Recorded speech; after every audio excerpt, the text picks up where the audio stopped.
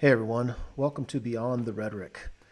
The purpose of this is to explore a range of topics that are oversimplified often in media and in social media, and therefore contribute to the ever-increasing polarization that we see in our society.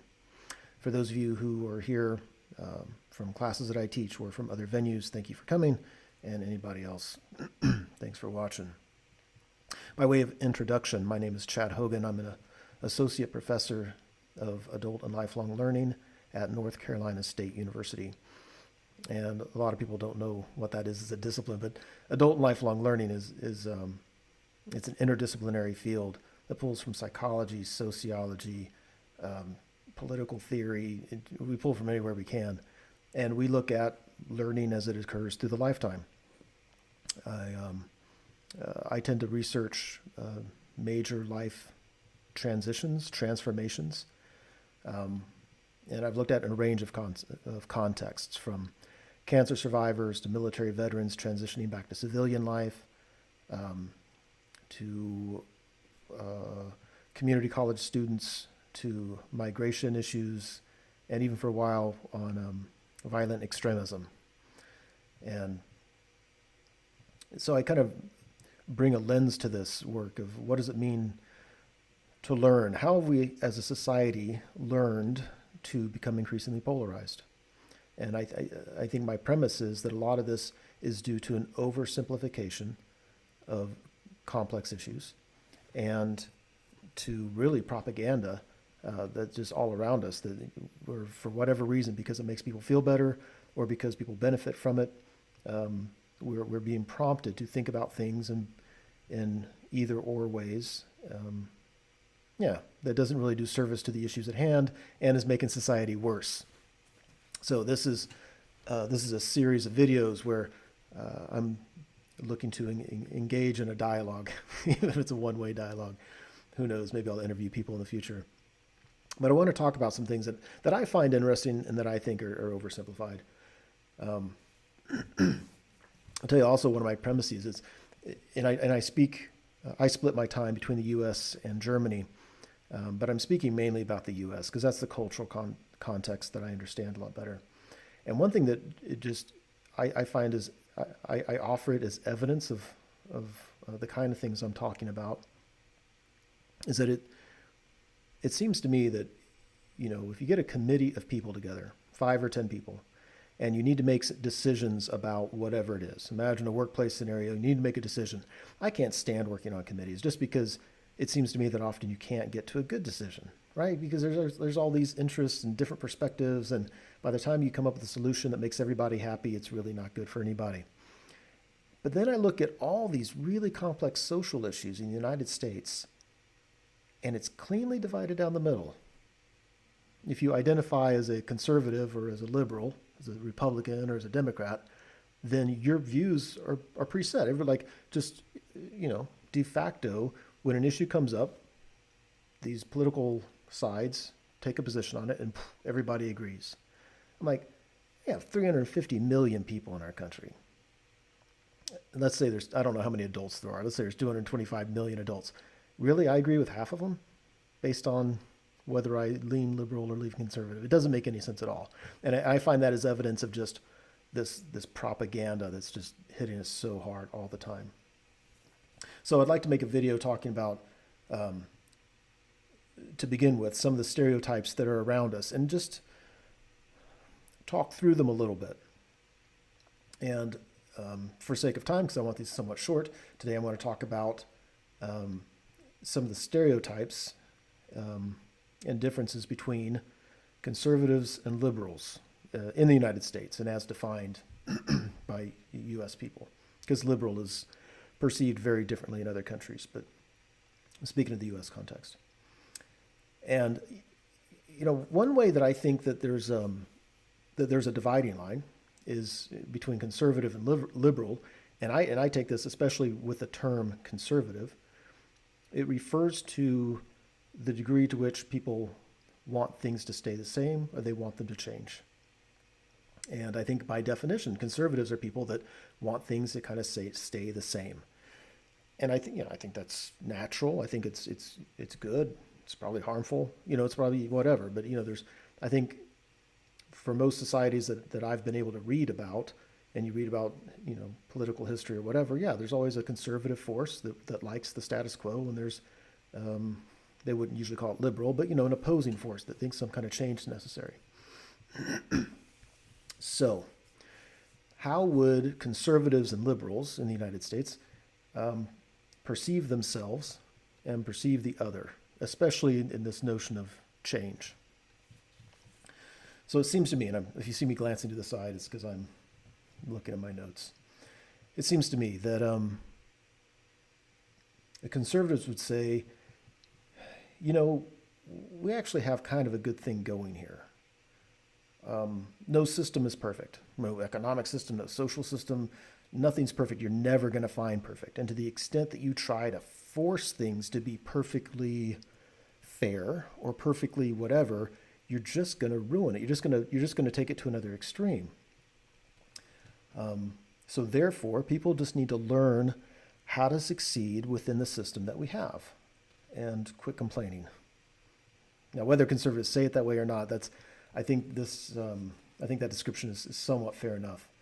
I think conservatives would say, the world is so much better by any objective standard than it has been any other time in history.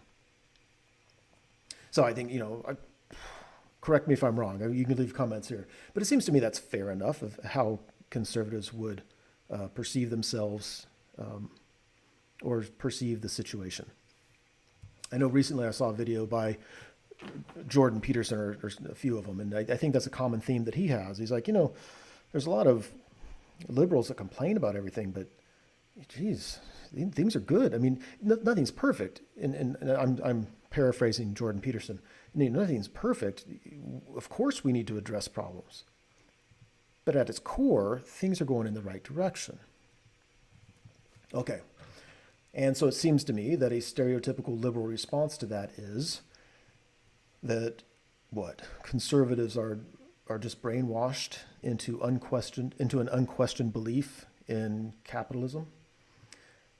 That conservatives feel that they benefit from the current system, and so therefore they don't want anything to change. They don't care about the world being a better place. They just care that they benefit from it, and therefore they're willing to remain blind to inequity, to suffering. And they want to cling to this myth that there's a level playing field, that everything's fair enough, that our system's good enough, that people that succeed are the ones that are smart enough and work hard enough, and people that don't succeed don't deserve to for some reason. I think they would say at some level that conservatives tend to be tribalistic, that they just want their team to win. So let's say, for instance, we just want America first, right? Let's make America great again. So again, this is liberals stereotyping conservatives. They would say they're not trying to make the world a better place. They just want America to assert the power that they have, economically, militarily, whatever. As if the goal is to somehow win, as if it's a zero-sum game. And so therefore, for us to win, others have to lose. War is okay. We can go around killing people as long as it helps our economy. And I think liberals would define themselves saying, well, we just want a better, more just world. We want to decrease suffering. We want to make we want to challenge power wherever we see it that does harm. I think they say we need to look at the taken for granted aspects of society and see who gets hurt because of them and change those things. And then, so just to finish this off, how would conservatives react to the way that liberals see themselves? And one thing I've read is and seen a lot is what you say is just not true. The things you fight for aren't about making the world a better place. It's just about jealousy. And I'll put it as an aside, because I mentioned Jordan Peterson a while ago. I'm actually a huge fan of Jordan Peterson, even though I don't really agree with I don't agree with him on all issues, but I really like that he's a person who's willing to offer his reasons for things. And the only thing I think I've ever heard from that I really disagree with was at the beginning of one of his books. And he said this in other speaking engagements where he says, when he looks at liberals, when he looks at socialists or whatever, that he that's just jealousy. It's born of hate, not out of love. And I just can't agree with that. I don't see it. That does not resonate with my experience. When I interact with people who consider themselves liberals, even if you felt they were wrong, I don't see how you could argue that they're not coming at it from a place of concern and care. So anyway, this stereotype is, no, you're just jealous. You just want socialism. And that's a whole long conversation that I want to do another video on that all the isms will do. You want the hardworking people to pay taxes so that you can sit around and receive benefits. You want to continuously change the rules and then use cancel culture to penalize people for not following your new rules. And anyone who isn't on board with your new rules is evil. So I am open to feedback on whether the stereotypes as I portrayed them are accurate. To me, around this issue of change, and I don't think that's the only topic where conservatives and liberals kind of disagree on things, but I think it's a central one, right? And those are some of the stereotypes that I see. So it seems to me that I just want to address some of them a little bit. So one, I don't think anybody would say the way things are is perfect, we shouldn't change anything. So I just don't see anybody saying that. Now, what we should change, what we should question, how we should go about the process, sure. But those are all manageable subjects, right? There's nobody I know that's so conservative that they say nothing in the world needs to change.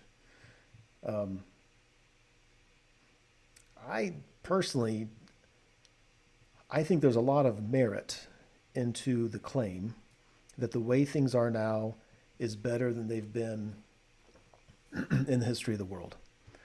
And it's funny that I find myself hesitant to say that. I think I find myself hesitant to say that because I can immediately hear my liberal friends saying, Chad,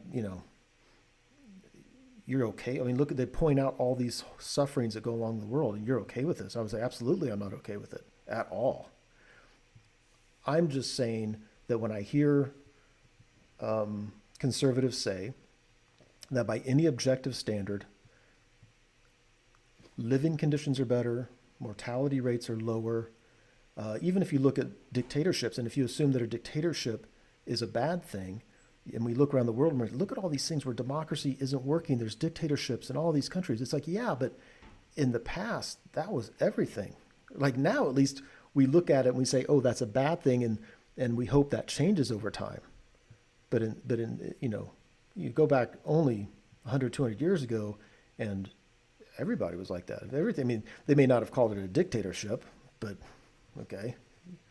So a lot of times when liberals are looking at how things are now, I probably lean more, I lean more liberal than I do conservative. They're looking at it from a place of how things should be and then what they see. And I think that's fair enough, right? But I think what conservatives are saying with this argument that things today are better than they've ever been, they're not looking at it from some idealized version of the world. They're saying if you look at how it's been and it's better now, then we're making progress in a lot of ways. And it's literally like, I think if you got down to brass tacks, they would probably, we all would agree on a lot of those things. How that, yeah, it is better, and yeah, we need to keep on improving.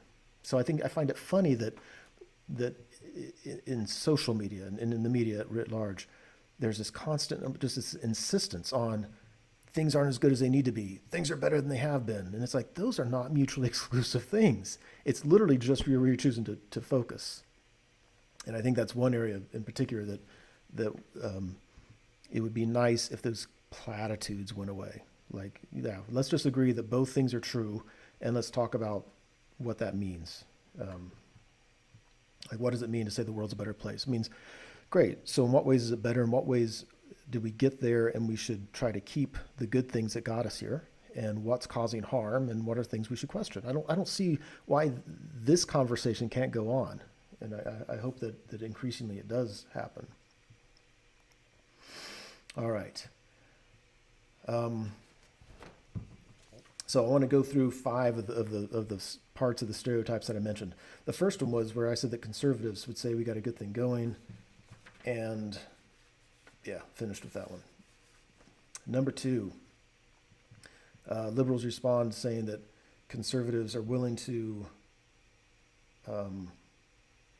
remain blind to inequity, suffering, and the myth of a level playing field.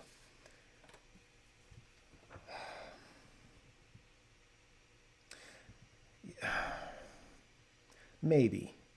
Because one thing is there's just so much propaganda. And again, I'm going to do another video where, kind of my spin on capitalism, socialism, communism, all the isms that are out there. But the fact of the matter is those terms are thrown around completely inaccurately. So, and I don't know if it matters, right? But the way they're thrown around is just as accusations of conservatives saying that liberals want socialism and therefore they're dumb or evil, and liberals saying that conservatives are blind to the inequities of capitalism. It's really just not true. Here's my take on it, though. The reason that those kind of arguments don't work is because people it's possible and common for people to hear things like that and receive it as an attack. Because I think what they hear, so I'm saying, let's just say there's somebody, I'm just going to say they're conservative, whatever, right? The system we have is good enough, learn how to succeed in the system.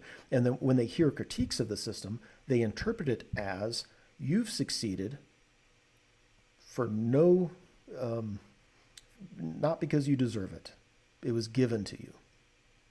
And they're thinking, whoa, life's hard all around, with very few exceptions, the exception being the top 1%, I think they would say. It's hard for everybody out there. And I don't want to hear that I didn't bust my tail to get where I've gotten. And I think the counter argument to that, where liberals would say, I'm sure you did, but there are a lot of other people that if they busted their tail to the same degree you did, would not have been able to got where you've gotten because of things that were out of their control. And to that difference between what they would be able to do with the same amount of effort that you've put into it, that's what we mean by your privilege. And it's, I don't know, I absolutely think that I know very few people that don't have to really bust their tail in life, right, to make a living. I mean, we need food and shelter to survive, and nobody's going around giving that stuff away for free. And so everybody's busting their tail. And so nobody wants to hear that they've benefited, through nothing good that they've done. They just received something. And I can appreciate that. I also, though, find it really hard to fathom how people don't acknowledge that there are different benefits that we all have. And if there are things that help me, that it's not anything great that I did, it's just some benefits that I had. And there are some people out there, and just because I'm under pressure, I'm thinking of forgetting the guy's name. Sal? Anyway, conservative public speaker saying, yeah, there are differences, but the differences aren't just, for instance, rich and poor, or white and of color. I think things I've read where they say, there's advantages being fit versus being fat. There's advantages to being smart as opposed to being dumb, to being charismatic or not charismatic. That we all have these things. As a matter of fact, when you put them all together, that's what creates individually. And all of us work with what we got, and blah, blah, blah. And I think that's a very good argument. The thing is, for me, is I don't think that negates the other argument. I think both can be true, because I think it's possible in society to say there are advantages.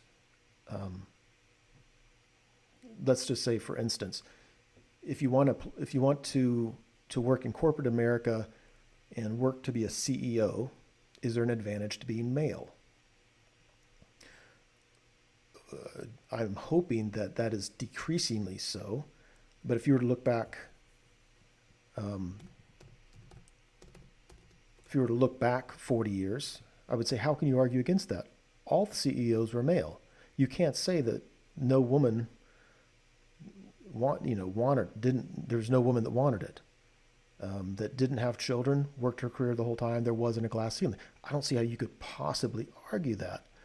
And so I think you could look at anything and say, if you look at a certain level of position or a certain achievement, whatever, and you have broad swaths of people based on some demographic, and then say, oh yeah, there was no inherent bias there, no inherent privilege there, I would call you on that. I would say, I don't really see how that's true or not. I don't see how you don't see that. But is it a gross oversimplification to say that people who are conservative are blind to inequity and suffering? I just don't see how that's possibly true. Matter of fact, my friends who are conservative are very, very often the very first ones to help out somebody in need. They're not blind to it. I do think there can be a tendency to not want to hear anything that's systemic, anything that threatens their sense of deserving what they have. But again, that could be talked about and that could be lived with. The difference coming together and acknowledging, do we all have a package of individual traits, if you will, that help us or hurt us? And at the same time, there can be traits that in larger society tend to help more than other things. I mean, I don't see those two things not both being true enough. All right. The tribalism.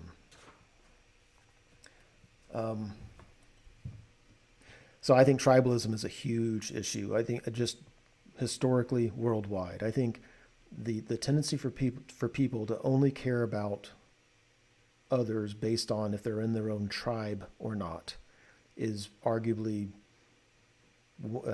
it's probably worse than they say money is the root of all evil. I think tribalism might be the root of all evil, and we see that play out in different ways, right? I mean, yeah, it could play out via the country, but a tribe can be anything: be your family, your community, your sports team, your graduating class, right? I mean, whatever it is.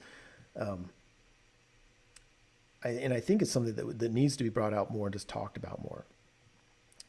Because if somebody were to say, yeah, I care about my tribe and that's just life and it's a dog eat dog world and that's the way it is, then I would just say, yeah, I can't really have a conversation across that. I disagree with your value system. I can't get around like we should try to make the world a better place. Like we should, there's going to be a certain amount of self-interest that always comes up. And I don't think we should walk around saying I have no self-interest, that I care about everyone in the world equally. That's not true. I care about my kids' well-being more than I care about people that I've never met before. But there's always going to be gradations, right? But by and large, I don't see how it's justifiable to say, yeah, we're going to create a war machine where we go around starting wars and picking on little countries because it's good for our economy. I just don't see how that's really justifiable. But I think I do hear conservatives push back on, not that tribalism is bad. I think most people, if they name it and talk about it, are going to see that it's not an either or issue. There's tensions there. Like, yeah, I am going to care about some people more than other people based on the extent to which I connect with them. I understand them. I can empathize with them. But at the same time, like, yeah, there should be a love for kind of people writ large, or love or concern, or, just a respect for human dignity, regardless of, the extent to which they're like us or not like us. And I've seen the pushback being, are you trying to make the world a better place? And this is what I hear, this is conservatives speaking to liberals saying, are you trying to make the world a more fair place?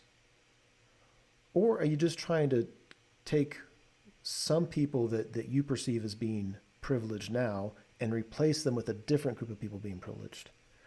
And there is some of that. And at least in, let's say, some philosophical writings that I see, I don't see somebody saying, no, let's challenge inequities that we see so we can make the world a better place, more fair, more equitable for everybody.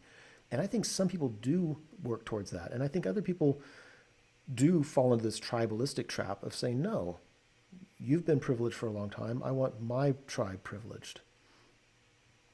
And one, I can't get on board with that because as soon as there, I can't be motivated by this tribalistic feeling. And I think it's naive to think that if you're ever going to try to convince large swaths of people to go against what might be in their own self-interest to make the world a better place, you need to have an argument that it makes the world a better place. It's hard to say, no, because your ancestors were privileged, you need to unprivilege your children so other people will be more privileged than you. I think the argument needs to be, we're trying to make the world a better place. And I've had some interesting conversations with people around there where some people would say, yeah, what does it mean to be a better place? Because that doesn't mean that everything is equal. And I would agree too. And matter of fact, that's the conservatives' big thing in America is liberals just want everybody to have the equal. And whenever we see everybody having equal, it's always ugly and gross, and it doesn't account for effort and skill and stuff like that. And I would disagree and agree. I would disagree that's what liberals want. I would agree that it's a bad thing. I think that there needs to be some nuanced conversations around, well, what does that mean? It's not equal. Is it that everything should be a level playing field? And if it's a level playing field, then we would have to be okay. And it's not a level playing field right now, but if it were a level playing field, then we'd have to be okay with some people being really successful and some people being really, really unsuccessful because in whatever domain, we all have varying capabilities. And then it could be something like, well, yeah, but maybe for things that matter, we create a safety net so nobody has to really worry about their child starving to death. But then there's a range where people can, their hard work and their talents do pay off. It should reward people. And I think that's a very valid argument. And I don't think that if you put people in a room and had a really open, honest conversation, you would find as much disagreement as you find just in media and in social media. Because I think conservatives, at least in principle, are worried about, I want my effort to matter. If I work hard, I want to receive more. And if somebody doesn't work hard, they should receive less. I don't think people would really disagree with that. And I think where liberals are coming from isn't necessarily saying everything should be equal. They're saying there needs to be a safety net here because there's a lot of reasons why some people aren't successful. And when people get desperate, that's when bad things happen. And sometimes there's things out of our control. Sometimes, small decisions earlier in life put you on a path that you end up somewhere that's not very good. And, I'm not saying it's not their fault at all, but there's just a lot that goes into it. And I think that would be a much better conversation for us as a society to start having is what does it mean for it to be the fair world that we're trying to create, rather than these platitudes of dog eat dog versus some kind of USSR type equality where everything's awful.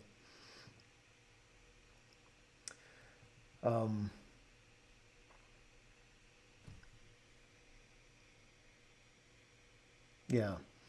And so the last one I want to talk about is the conservatives' concern about who gets to determine the rules of the change, right? And we've seen this. It's been certainly very vocal since the 90s when politically correct was that term came about. But it was happening before and happened since. But basically, there's a lot of people that are just looking at norms of society and saying, there's some things that we took for granted that aren't very good. They're not fair. They're very hurtful, blah, blah, blah. And I, for one, have always been like, wow, yeah, I never thought about that. And yeah, maybe we should question that. But there's a lot of people out there who think long and hard about stuff and come up with, oh, wait, here's something that nobody's ever thought about. And in their tiny little circle, whatever social world they live in, that becomes a thing. And you have a lot of people, a lot of conservatives especially, who are unaware of that. And all of a sudden they're like, wait, now you think that I'm racist or I'm sexist or I'm evil or whatever it is because I wasn't aware that you changed the rules. I mean, this was a social norm. Whether it was a good or bad social norm, you can't really blame people for being born and brought up in a culture that is a certain way. And you had to sit down and think long and hard about this. I just wasn't thinking about it. I was doing some other things. It's something like that, right? Who gets to determine how the rules change? I mean, is there a book put out every year? And I don't know, sometimes the flip side for me is, what is it you're worried about? Like, what's the social norms that you want to keep that they're saying you can't do? Is there a certain word you want to use? Is there certain jokes you want to tell? Like, what is it? What are you so worried about? But I appreciate the notion of who gets to change the rules, because it absolutely can get to an extreme. So yeah, I saw a meme. It was really just a picture of a tweet where there's a picture of Bernie Sanders, right? Remember at Biden's inauguration, and he had his mittens, right? And the tweet was from a San Francisco high school teacher, and he or she said, "Senator Sanders is no white supremacist insurrectionist, but he manifests privilege, white privilege, male privilege, and class privilege in ways that my students could see and feel." And I'm like, maybe, maybe, but holy, you're talking, Bernie Sanders is, nobody's perfect, but come on, here's a guy who spent decades fighting to make the world a better place. And you're accusing him of having privilege, like, in a way like, oh, students could feel this. Oh, the privilege that he exudes as he's trying to make the world a better place. Conservatives see that, and they're like, it's an impossible game to win. The view is, people are just going to sit around and absolutely crucify everybody, even Bernie freaking Sanders. How dare he be white and male? How dare he? And that's where you get conservatives that now they throw up their hands. They're like, you know what? Why would I even try? I don't want to live in a world where somebody in some corner of the world gets to decide that I'm bad just because who I am. And again, I'd be interested in seeing what that high school teacher was saying about the privilege that Bernie Sanders is exuding, because I think it's interesting to think about that stuff. But I really appreciate the concern that conservatives have. Is they're like, one, you're beating us off. You're saying we're evil because we're, they wouldn't say it this way, because we were products of the environment we grew up in. And it doesn't really matter how much we try to be open-minded and try to change if we don't race around following what every little San Francisco high school teacher thinks is politically correct or whatever. Then we're evil. And it's just this complete disgust for everything. And I'm like, well, that's a real shame, because we do need to work together to make the world a better place. And I think it can be helpful to call out privilege at times. But maybe there's times when it's not helpful. Maybe there's times there's no benefit. What benefit in the world are you doing knocking somebody who's out there trying hard? I don't get that. So, anywho, I'm going to end it with that. The first video on how conservatives and liberals view each other stereotypically around issues of change. Curious. I don't claim to have the right answers on anything. I don't claim anybody. I don't think anybody does. But I'm certainly happy to engage in a conversation about it.